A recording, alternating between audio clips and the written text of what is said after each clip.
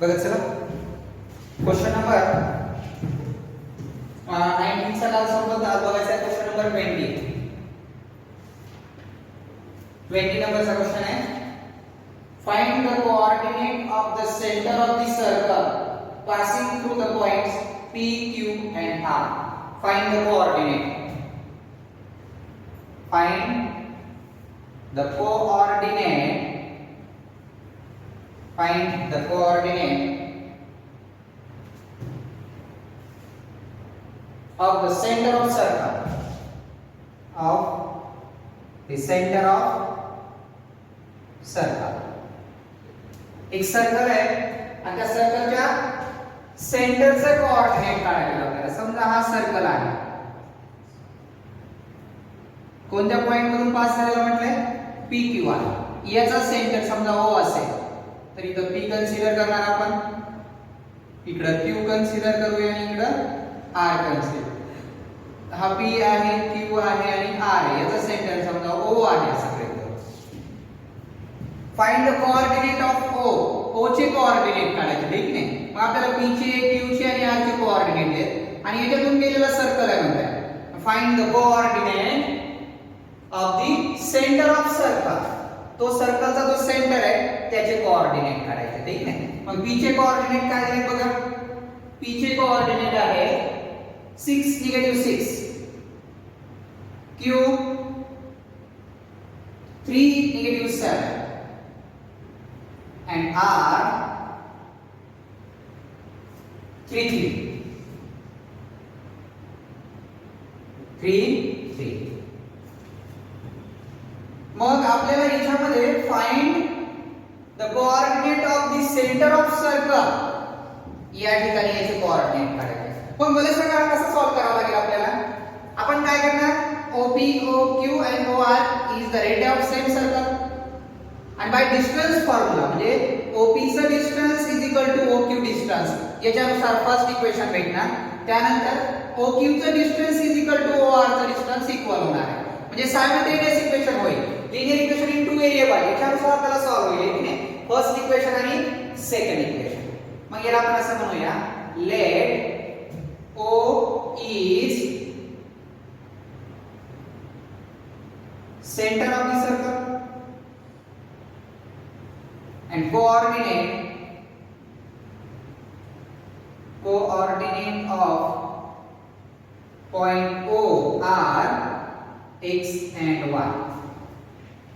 O चे coordinate काय consider केले x and y. मग यामध्ये आपण असं म्हणू शकतो OP, OQ and OR are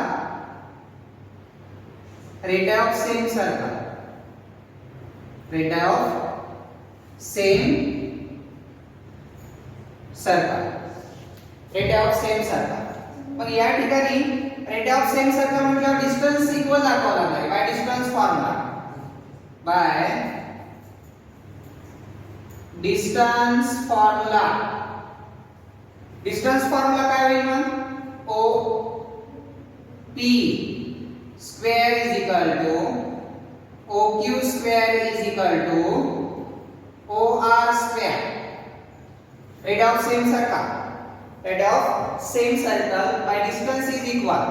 First मध्ये डिस्टन्स काढूया. OP square is equal to OQ square. Distance formula असल्या.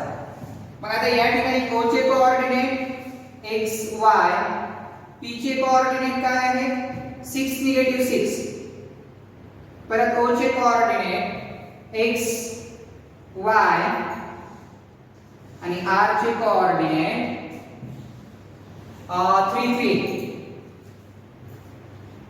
3 डिस्टन्स फॉर्म्युला काय होईल मग, x2 - x1 bracket square y2 - y1 bracket square. x2 - x1 bracket square y2 - y1 bracket square. x2 हा होईल 6 - x bracket square plus y2 होईल -6 negative 6 negative y bracket square is equal to y2 minus y1 झालं ठीक आहे. आता इथं नंतर x2 3 minus x 3 minus x bracket square 3 minus y bracket square. Expand करण्याच्या अगोदर आपल्याला व्हेरिएबल जे चेंज आहे ते करून घ्यावे लागतील. हा x निगेटिव्ह आहे पॉझिटिव्ह आणि पॉझिटिव्हचा negative bracket square y plus 6 bracket square x minus 3 bracket square y minus 3 bracket square. आता एक्सपांड करावं लागेल a square x square minus 6 into 2 12 12x plus 6 चा square 36 plus a plus b bracket square a चा square म्हणजे y चा square plus 12y plus 36 is equal to x square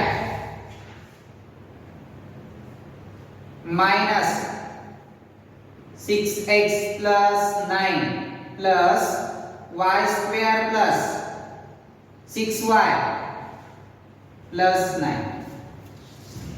बघा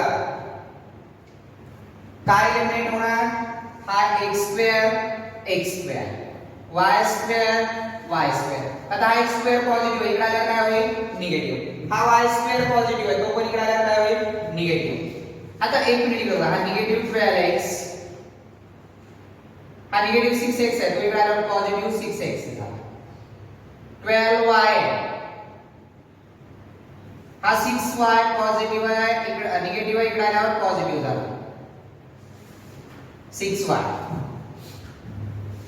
is equal to 9 plus 9 18 36 plus 36 negative 72. आता इकडे positive आहे तिकडे गेल्यावर निगेटिव्ह होते ठीक आहे. बघा प्लस मायनस मायनस चिन्ह मोठ्या संख्येला 12 minus 6 negative 6x 12 plus 6 18y is equal to plus minus minus चिन्ह मोठ्या संख्येचा मायनस 12 मधून 8 गेले 4 7 मधून 2 गेले 5 54 डिवाइड बाय 6 6 ने डिवाइड होऊ शकते याला. आता 6 च्या टेबल मध्ये 6 आहे 18 आहे आणि 54 पण आहे मग याला आपण असं म्हणूया डिवाइड बाय 6 6 ने डिवाइड केल्यावर निगेटिव्ह x प्लस 6 3 18 3y आणि 6 9 54 first equation negative x plus 3y is equal to negative 9 हे फर्स्ट इक्वेशन आपल्याला आहे. आता आपल्याला जसं फर्स्ट मध्ये आपण अगोदर पहिल्यांदा काय केलं OB square is equal to OQ square हा फॉर्म्युला आपण या ठिकाणी यूज केला आणि त्याच्यानुसार फर्स्ट इक्वेशन भेटलं. आता काय करूया OB square is equal to OR square. एक मिनिट इथं आपण r घेतला ना OQ च्या ऐवजी OR पाहिजे OR स्क्वेअर झाला. OP square is equal to OR square झाला. OP square is equal to OQ square करूया. OP square is equal to OQ square. परत आता O चे तर कोऑर्डिनेट माहिती आहेत आपल्याला आणि P चे पण कोऑर्डिनेट माहिती आहेत. OP इकडे बघा हे कोणाची व्हॅल्यू होती OP ची होती हे इक्वेशन हे OP स्क्वेअर चं झालं आहे की नाही. मग हे ऍज इट इज घेऊ आपण 6 minus x bracket square negative 6 negative y whole square. आता मात्र OQ चं काय होईल बघा Q चे कोऑर्डिनेट काय होते बघा बरं Q चे कोऑर्डिनेट 3 निगेटिव्ह 7 हा x2 होईल म्हणजे 3 minus x bracket square plus y2 minus y1 negative 7 negative y bracket square. आता याला एक्सपांड करावं लागेल किंवा याला फॉर्म्युल्यानुसार एक्सपांड करावं लागणार आहे ठीक आहे. मग याच्या फॉर्म्युल्यानुसार जर एक्सपांड करायचं म्हटलं तर काय होतं बघा हे निगेटिव्हचा पॉझिटिव्ह म्हणजे x मायनस 6 ब्रॅकेट स्क्वेअर इकडचा काय होतो y plus 6 bracket square is equal to x negative आहे तो काय होईल पॉझिटिव्ह आणि हा 3 पॉझिटिव्ह आहे तो काय होईल निगेटिव्ह निगेटिव्ह 3 आहे प्लस दोन्ही काय होतील पॉझिटिव्ह y + 7 ब्रॅकेट्स. आता बघा आता परत एक्सपांड करावं लागेल आपल्याला म्हणजे x - 6 + y + 6 ब्रॅकेट स्क्वेअर याचं एक्सपांड जे आहे ते v कडच्या साइडला करायचं. ठीक आहे बघा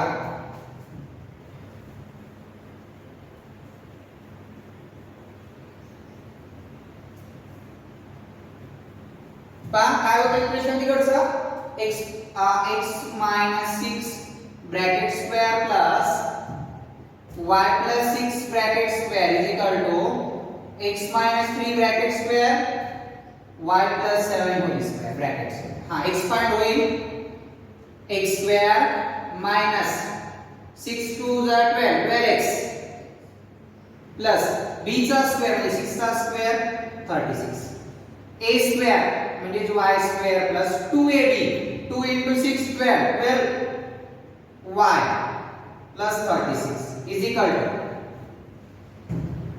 x square minus 6x plus 9 plus y square plus 14y plus 49 7 चा वर्ग 20 चा वर्ग. बघा काय होणार बघा हा x square एलिमेंट झाला y square एलिमेंट झाला 12x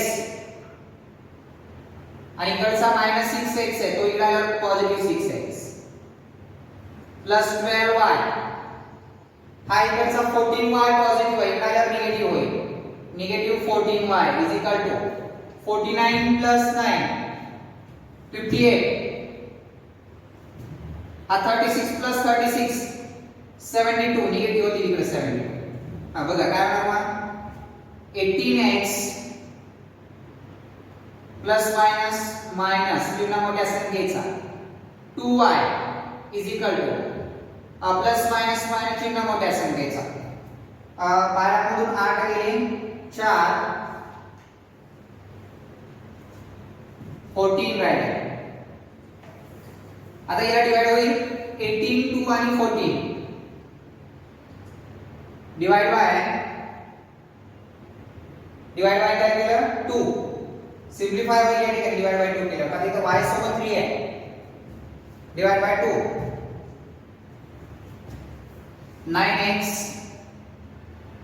minus y is equal to -7. आता दोन इक्वेशन भेटले बघा हे बघा इकडे -x plus 3y is equal to -9 आणि इथं 9x minus y is equal to -7. आता एक लक्षात ठेवा इथला x निगेटिव्ह आहे इथला x पॉझिटिव्ह आहे परंतु इथं 9 आहे म्हणजे जर तुम्हाला x चे कोऑर्डिनेट सेम बनवायचे असतील तर equation number first multiply by 9 आणि जर y चे कोऑर्डिनेट सेम बनवायचे असतील इथं 3 आहे इथं 1 आहे मग equation number second multiply by 3 मग याला 3 ने मल्टिप्लाय करावा कोणता इक्वेशन सेम बनवायचा तर एक अपोजिट साइन आहे दोघांना पण equation number second multiply by 3 ठीक आहे equation number second multiply by 3 याला 3 ने मल्टिप्लाय केलं 9 3 जा 27x minus 3y 7 3 21 निगेटिव्ह 21 हे आलं 3 इक्वेशन आता बघा हे निगेटिव्ह 3y हे पॉझिटिव्ह 3y मग equation number first and third equation number first and third by addition करूया यांची मग यांचे एडिशन केल्यावर काय होईल बघा 27x negative 3y is equal to negative 21 है कि नहीं हां negative x plus 3y is equal to negative 9 addition म्हणतात plus minus minus 26x eliminate झाले minus 21 9 30 30 x is equal to negative 30 divide by 26 26 आणि 30 करा डिवाइड 13 आणि हे 10 निगेटिव्ह 10/13 कोणाची किंमत आली x आणि आता ही किंमत तुम्हाला काय करावं लागणार आहे पुट करावं लागणार आहे कशामध्ये पुट करावं लागणार आहे जो आपल्याला दिलेला क्वेश्चन जो आहे इथे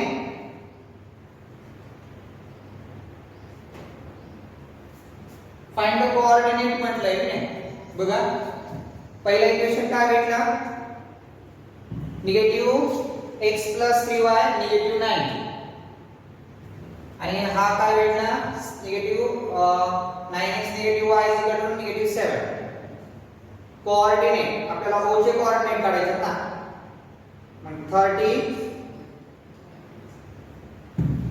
15 बघा इथे थोडीशी मिस्टेक झाली हा जो आहे निगेटिव्ह 12x हा जो आहे तो निगेटिव्ह इथे 12x आला 12 - 6 निगेटिव्ह 6x येत आहे म्हणजे या ठिकाणी हा जो आहे डिवाइड बाय 2 जर केला तर निगेटिव्ह 3x डिवाइड बाय 2 केला निगेटिव्ह 3x आता हा सेकंड नंबरचा इक्वेशन भेटला ठीक नाही मग इथून थोडंसं चेंजेस होईल आता एक मिनिट इथे थोडीशी मिस्टेक झाली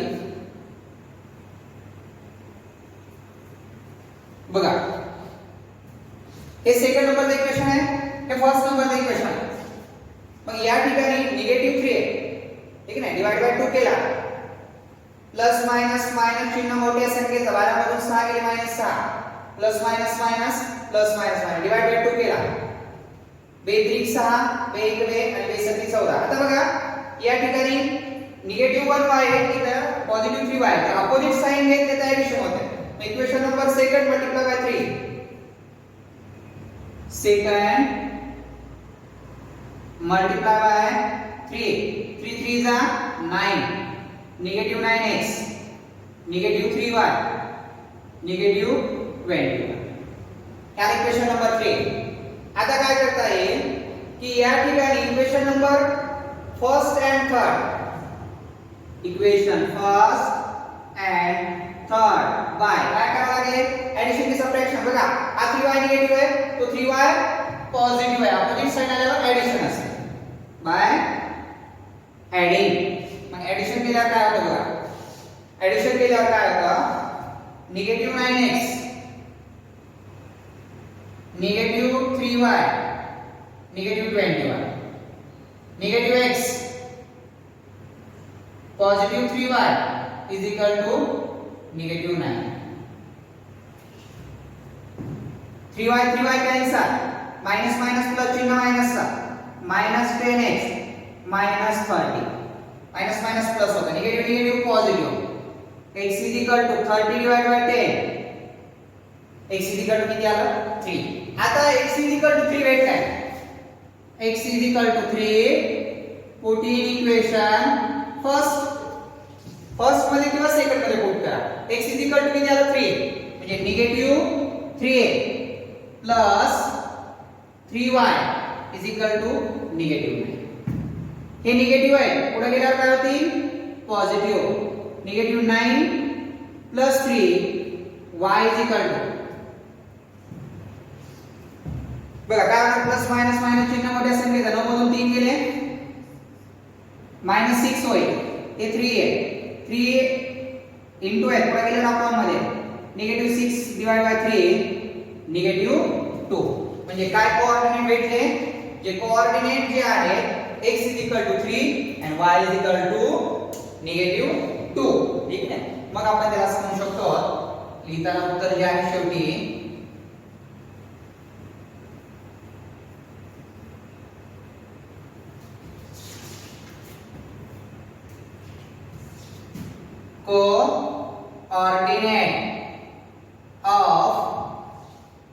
coordinate of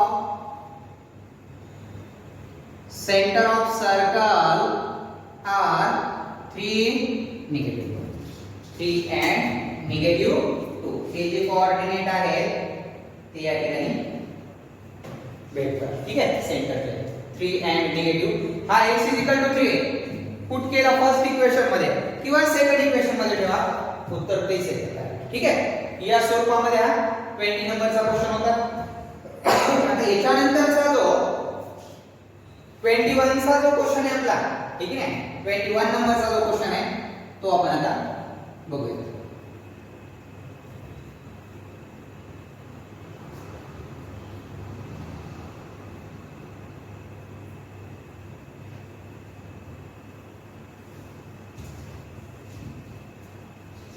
बघा 21 नंबरचा जो क्वेश्चन दिलेला आहे, काय क्वेश्चन आहे तो बघूया.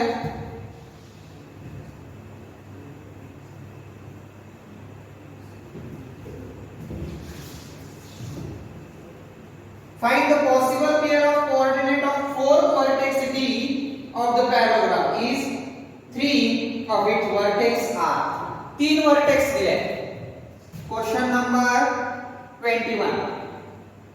स्टार केलेला क्वेश्चन आहे हा. पॉसिबल व्हॅल्यू म्हणताय. मला सांगा पॉसिबल व्हॅल्यू म्हटल्यावर की जे तो कोऑर्डिनेट जो आहे D वाला तो पॅरॅललोग्रामचा आहे. एक मिनिट बघा, मी तुम्हाला काय करतो की 3 पॉसिबल व्हॅल्यू जी होती आपण इथे डायग्राम करून आपण समजून घेऊ, पुन्हा नंतर ही करता येईल तुम्हाला. सोल्युशन जे आहे त्याचं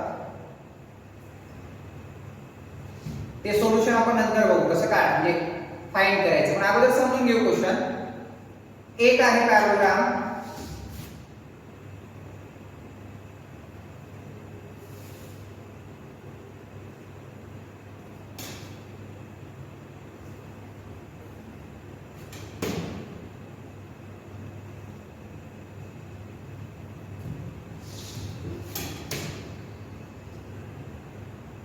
पॉसिबल व्हॅल्यू म्हटले ना आपल्याला इथे, किंवा पॉसिबल कोऑर्डिनेट जे असतील डी या पॉइंटचे.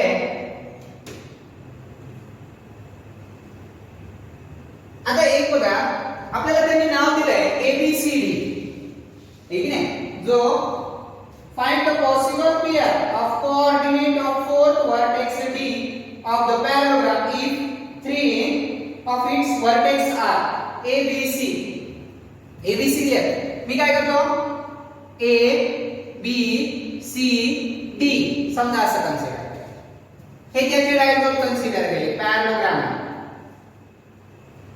बरोबर पॉसिबल म्हणतात डायरेक्ट सोल्युशन पाहिजे.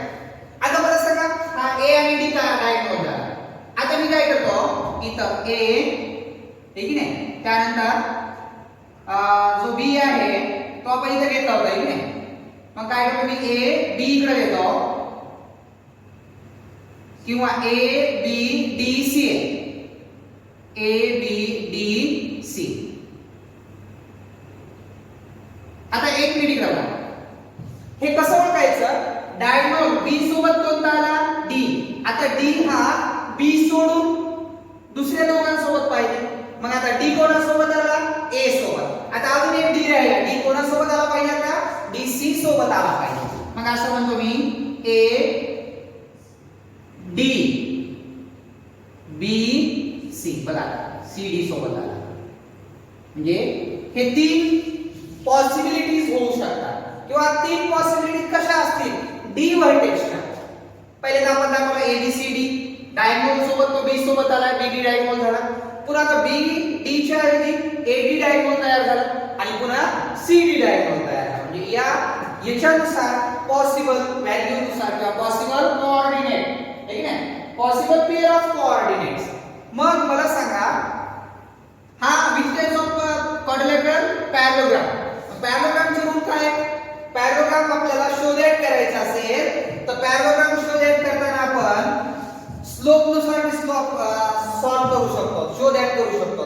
का तर पॅरॅललोग्रामचा रूल असा आहे अपोजिट साइड्स आर पॅरलल, आणि पॅरलल असेल तर स्लोप न दाखवू शकतो, किंवा डिस्टन्सच्या फॉर्म्युल्यानुसार पण तुम्ही दाखवू शकताय. कशामुळे opposite sides are congruent. Opposite sides are congruent म्हणजे एक तुम्ही स्लोप नुसार सॉल्व करू शकताय, दुसरं डिस्टन्स नुसार सॉल्व करू शकताय, आणि जो तिसरा आहे अजून एक आहे ना तो सॉल्व करता येतो. अजून एक आहे ना तो काय करता येतो सॉल्व करता येतो किंवा शोधेट करता येतो, तो म्हणजे डायगोनलच्या प्रॉपर्टीज. पॅरॅललोग्रामचे डायगोनलच्या प्रॉपर्टीज काय बरं. The the diagonals of parallelogram bisect each other. Bisect each other. जे डायगोनल्स असतात कोणाचे? पॅरलोग्रामचे. The diagonals of parallelogram bisect each other, एकमेकाला दुभागतात, समान दोन भाग करतात.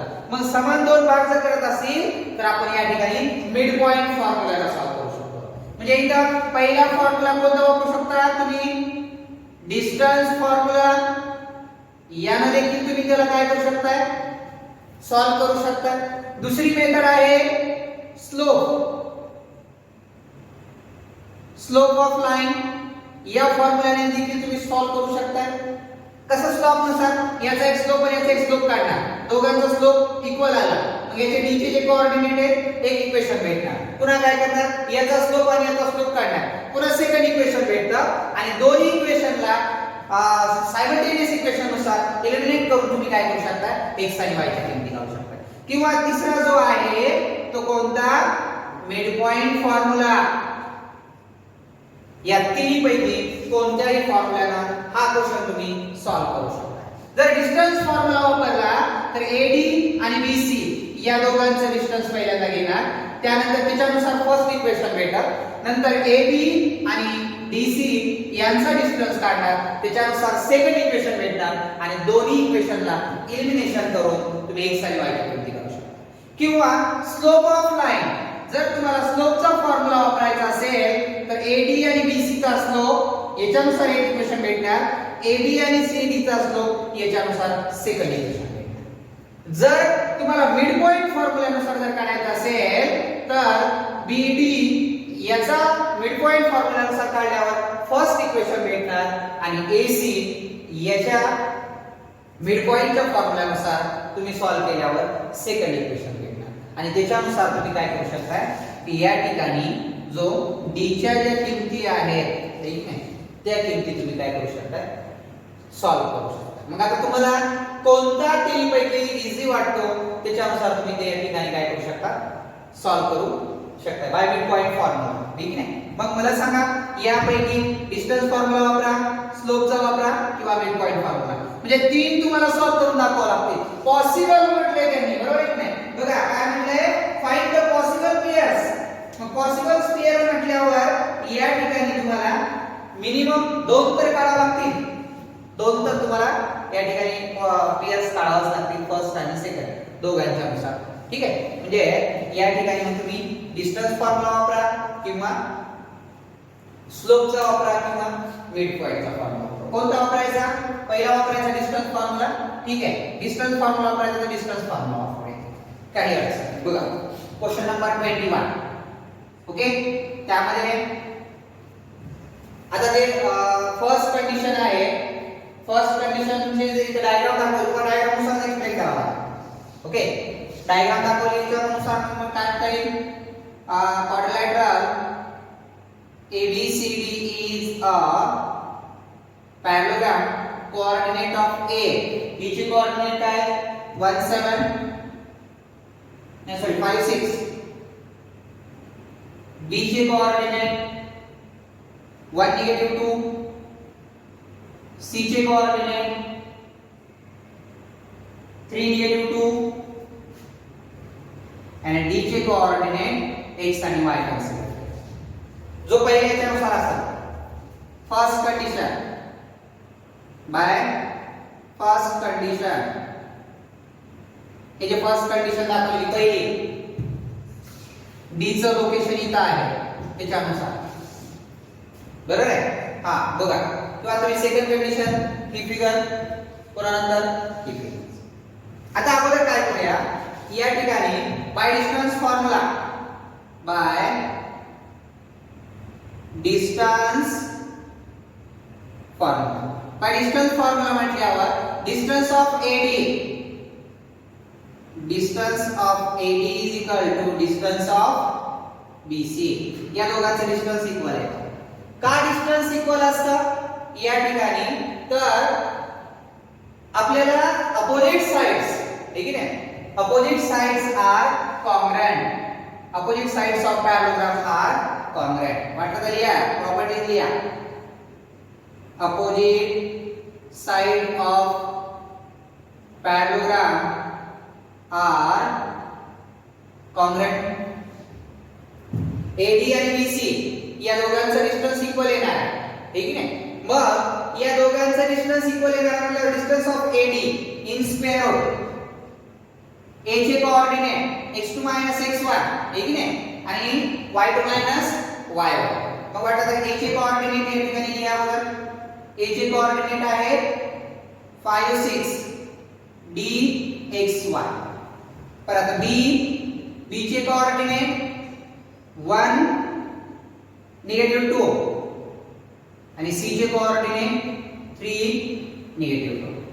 Distance of formula by distance formula distance of AD in square root x2 x1, ठीक आहे, x2 x1. मग या ठिकाणी जर तुम्हाला डिस्टन्स फॉर्म्युला वापरायचा म्हटलं तर डायरेक्ट आपण काय करू शकतो, x2 x1 ब्रॅकेट स्क्वेअर याच्यानुसार आपण सॉल्व करू शकतो. बघा काय होणार ना, x1 y1 x2 y2 bye distance formula x2 x1 x2 x1 x minus 5 bracket square y minus 6 bracket square.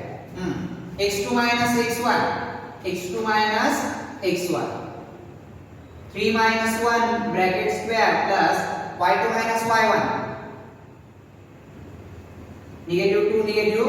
-2 bracket square. Expand कसं होईल, x square minus 5 2 चा 10x plus 5 5 चा किती येणार, 5 5 चा 25, ठीक आहे ना. या ठिकाणी जो आहे 5 5 चा 25 plus y square minus 12y plus 36 is equal to बघा काय होईल मग, या ठिकाणी आपल्याला जो -3 -1 दिलाय काय होणार, 2 चा square 4 -2 minus plus plus minus 0 म्हणजे पॉझिटिव्ह 4 आला, ठीक आहे. मग पॉझिटिव्ह 4 जर येत असेल तर बघा काय होणार, मग यांची प्रोसेस करावी लागेल आपल्याला. ही पूर्ण व्हॅल्यू जी आहे x square plus y square minus 10x y आणि 36 म्हणजे हे पहिल्याच्या डिस्टन्सच्या फॉर्म्युल्यानुसार आणि याचा डिस्टन्स आणि त्या दुसऱ्याचा जो डिस्टन्स येईल ते बघा x स्क्वेअर मायनस 10x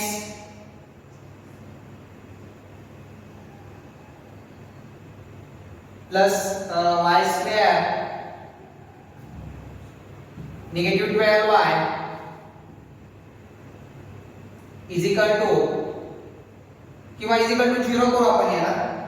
25 आणि 36 किती झाले बघा, किंवा हे 4 पॉझिटिव्ह आहे तिकडे काय होतं negative. 36 - 4 32 32 plus 25 32 plus 25 32 plus 25 57 plus 57 is equal to 0. हे फर्स्ट इक्वेशन आहे. हे डिस्टन्स आलं पहिल्याचं. मग आता या दोघांचे डिस्टन्स AD आणि BC यांचा डिस्टन्स AB आणि DC यांचा डिस्टन्स इक्वल आला. आता या ठिकाणी याच्यानुसार फर्स्ट इक्वेशन भेटला, ठीक नाही. मग आता आपल्याला अपोजिट साइडचा जो दुसरा डिस्टन्स काढावा लागेल जो AD आणि BC चं जे असेल त्याच्यानुसार. आणि या ठिकाणी दोन्ही डिस्टन्स नुसार जो आपल्याला pairs काढायचे, ठीक नाही, म्हणजे x आणि y ची किंमत काढायची. मग या ठिकाणी तुम्हाला जो x दिलेला असेल, ठीक नाही, x ची किंमत एलिमिनेट होईल आणि दुसऱ्यामध्ये y ची किंमत एलिमिनेट होईल जर तुम्हाला डिस्टन्सच्या फॉर्म्युलानुसार जर काढायचं असेल तर, ठीक आहे. परंतु या ठिकाणी जर डिस्टन्सच्या फॉर्म्युलानुसार जर क्वेश्चन सॉल्व करायचा म्हटलं तर आपल्याला या ठिकाणी काय होईल, वेळ जास्त लागेल, ठीक आहे, याच्यानुसार जर सॉल्व करायचं म्हटलं तर, ठीक आहे. मग काय करू आपण आता, याच्या पुढचं जे आहे ते उद्याच्या मध्ये घेऊ, तिथून पुढचं चालतंय, बाकीचं उद्याला घेऊ आता.